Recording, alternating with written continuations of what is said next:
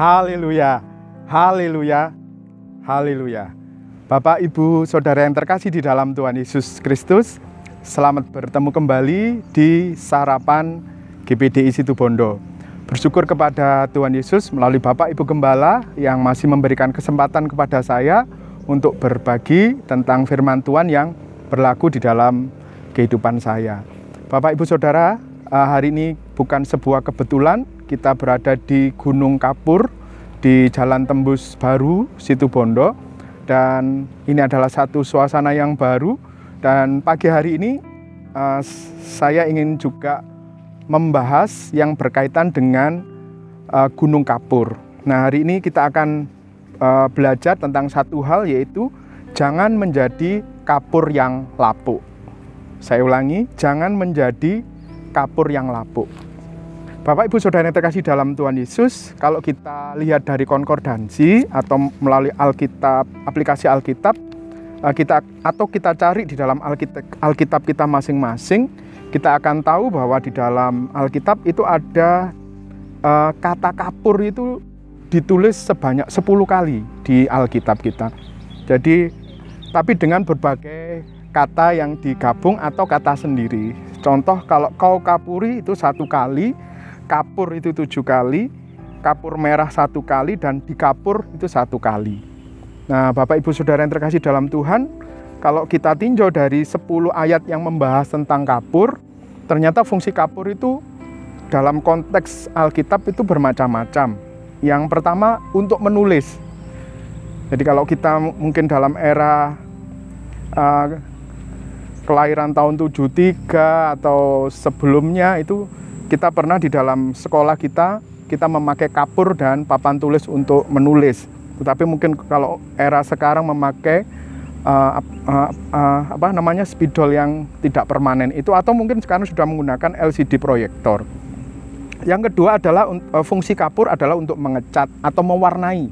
Nah, warna yang ditimbulkan oleh kapur ini adalah tentunya putih. Meskipun sebenarnya kapur itu warnanya macam-macam, tidak hanya putih saja, ada yang coklat, ada yang hitam, ada yang keabu-abuan. Terus kemudian juga kapur itu juga di dalam istilah Alkitab juga untuk menggambarkan sesuatu yang lunak atau gampang untuk hancur, atau gambaran sesuatu yang hancur. Nah, kita juga bisa belajar bahwa kapur itu sebenarnya seperti ini. Kalau kita bisa lihat, ini ditambang, dikeruk. Ya, salah satu fungsi dari penambangan kapur ini adalah kapur ini nanti akan diolah, bisa diolah ataupun dimanfaatkan dalam bahan yang mentah, misalnya untuk membuat semen, batu bata, atau pupuk, pembasmi hama, atau menjernihkan air. Kita tahu bahwa kaporit itu salah satu unsurnya adalah juga kapur. Nah, di dalam seperti ini, ketika dikeruk seperti ini, kalau digunakan dalam bentuk yang mentah itu biasanya untuk industri semen atau pondasi jalan. Tapi kita juga bisa tahu bahwa di Alkitab juga diceritakan di situ kapur itu juga dibakar. Nah, salah satu tujuan kapur itu dibakar, salah satunya kita akan mendapatkan kapur tohor atau kalsium oksida, atau mungkin Bapak Ibu Saudara yang tahu tentang istilah kimia tentang kalsium hidroksida, dan tentunya nanti akan menghasilkan gas karbon dioksida. Nah, salah satu produk dari pengolahan kapur ini dalam kehidupan sehari-hari seperti ini, saya tidak tahu Bapak Ibu bisa melihat atau enggak, ini yang kita sebut sebagai kapur tulis. Ini juga terbuat dari kapur, ataupun juga, nah, dalam kehidupan sehari-hari seperti ini juga. Ini adalah kapur untuk membunuh serangga. Tapi juga kita tahu bahwa, telur ini juga salah satunya adalah terbuat dari zat kapur. Bapak Ibu Saudara yang terkasih, telur ini mempunyai satu fungsi untuk melindungi di bagian dalamnya, dan ini akan tetap berfungsi kalau dia tetap dalam tekstur yang keras seperti ini. Ataupun kapur seperti ini bisa dipakai untuk menulis kalau dalam struktur yang seperti ini. Kita akan buka dari Alkitab kita masing-masing dari 1 Korintus, Kisah Para Rasul 18 ayat 24 dan 25. 2 ayat saja. Konteksnya adalah perikopnya tentang Apolos di Efesus. Sementara itu datanglah ke Efesus seorang Yahudi bernama Apolos yang berasal dari Alexandria. Ia seorang yang fasih berbicara dan sangat mahir dalam soal-soal kitab suci. Ia telah menerima pengajaran dalam jalan Tuhan, dengan bersemangat ia berbicara, dan dengan teliti ia mengajar tentang Yesus. Tetapi ia hanya mengetahui baptisan Yohanes. Bapak, Ibu, Saudara yang terkasih dalam Tuhan, hari ini kita belajar dari seorang tokoh Alkitab yang bernama Apolos. Di sini kita bisa lihat bahwa dia merupakan, bisa dikatakan adalah orang Kristen yang berguna atau mempunyai manfaat dari untuk teman-temannya yang lain. Nah, berkaitan dengan kapur tadi, saya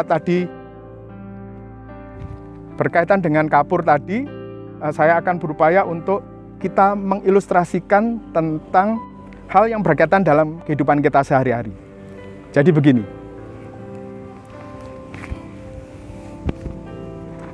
Bapak, Ibu, Saudara, ini adalah air cuka. Tadi ada dari botolnya. Saya tunjukkan botolnya.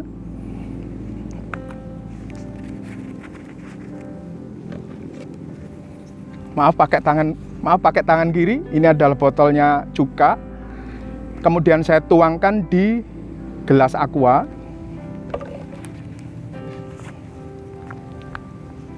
Ini adalah gelas aquanya. Nah, ternyata cuka ini mempunyai satu reaksi yang kurang baik terhadap kapur. Saya akan tunjukkan. Ini adalah kapur tulis yang masih keras. Saya masukkan. Dan ini juga ada telur. Telur ini juga mengandung zat kapur. Saya agak maju sedikit. Saya masukkan.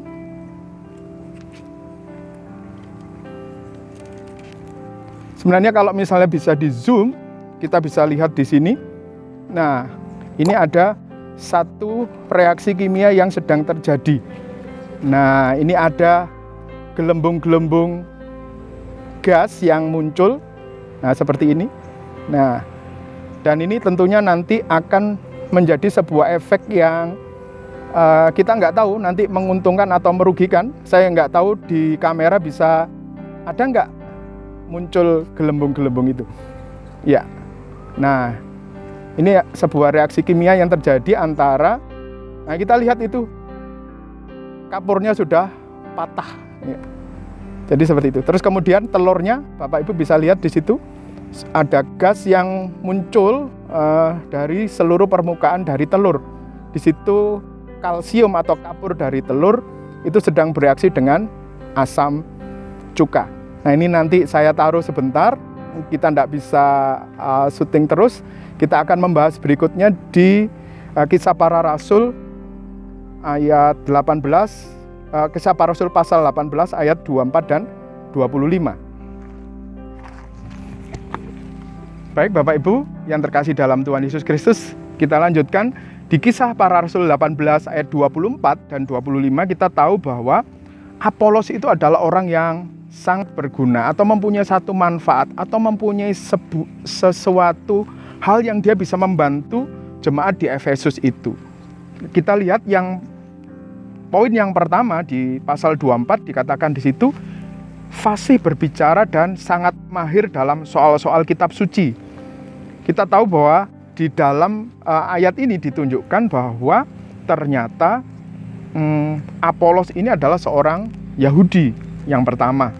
Jadi itu yang kedua, dia berasal dari Mesir, bukan dari tanah kelahirannya jadi di Yahudi, tapi dia dari Mesir, dari Alexandria.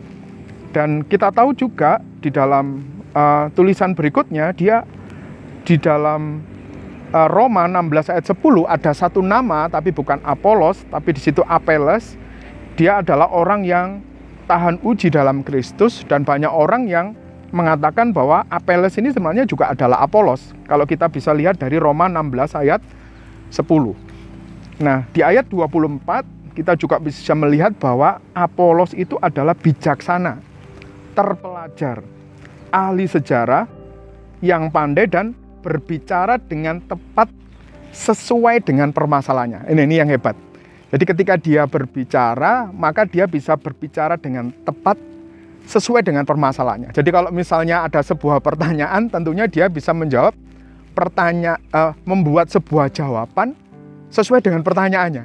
Nah, kadang-kadang kan kita bertanya sesuatu kepada orang, tanyanya A, jawabannya B. Nah, tapi Apolos ini tidak hanya sekedar itu, tetapi dia bisa berbicara dengan tepat dan sesuai permasalahannya. Jadi dia adalah orang yang bijaksana sekali. Ini ayat yang ke-24. Ayat yang ke-25 tadi, hal yang bisa kita garis bawahi yaitu dia menerima pengajaran dalam jalan Tuhan. Dalam artian di sini tentunya dia mengenal ajaran Kristus. Itu yang pertama. Dia sangat mengenal ajaran Kristus. Dan yang berikutnya di ayat yang ke-25 dikatakan di situ, bersemangat ia berbicara, dengan teliti ia mengajar tentang Yesus. Ini luar biasa ya. Ketika dia berbicara dia bersemangat, ya, tidak loyo. Sehingga orang itu ketika ada orang yang bersemangat tentunya juga mempunyai sebuah semangat juga. Itu yang pertama. Yang kedua, dengan teliti ia mengajar tentang Yesus. Ini luar biasa. Teliti. Nah, dan satu kelemahan yang mungkin nanti digarisbawahi, tapi juga sebuah kelebihan, tetapi ia hanya mengetahui baptisan Yohanes. Ini luar biasa. Jadi dia hanya mengenal pengajaran dari Yohanes. Apa itu? Tentunya adalah kita mengenal ayat yang terkenal dari Yohanes, yaitu persiapan untuk Tuhan oleh suara orang yang berseru-seru di padang gurun.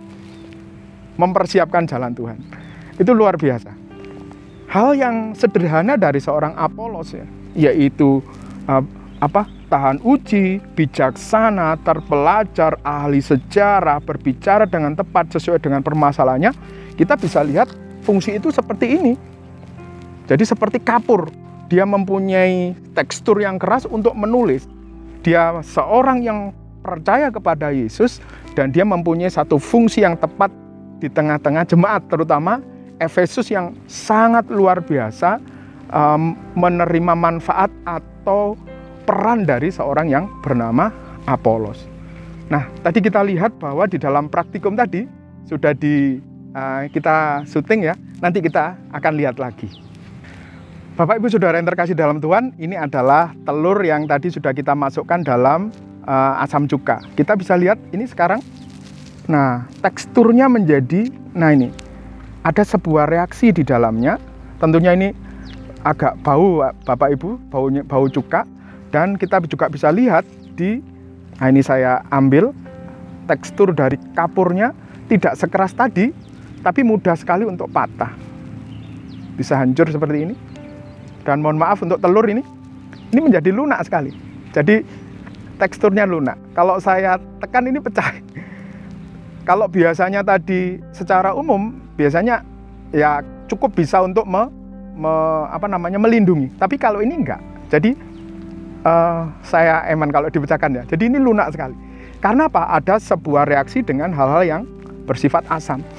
Bapak Ibu Saudara, fungsi kita sebagai kapur atau fungsi kita di jemaat seperti Apolos itu luar biasa. Dia mempunyai satu fungsi yang luar biasa, bisa berperan bijaksana dalam menangani sebuah permasalahan, menjawab pertanyaan sesuai dengan jawabannya dan bijaksana sekali.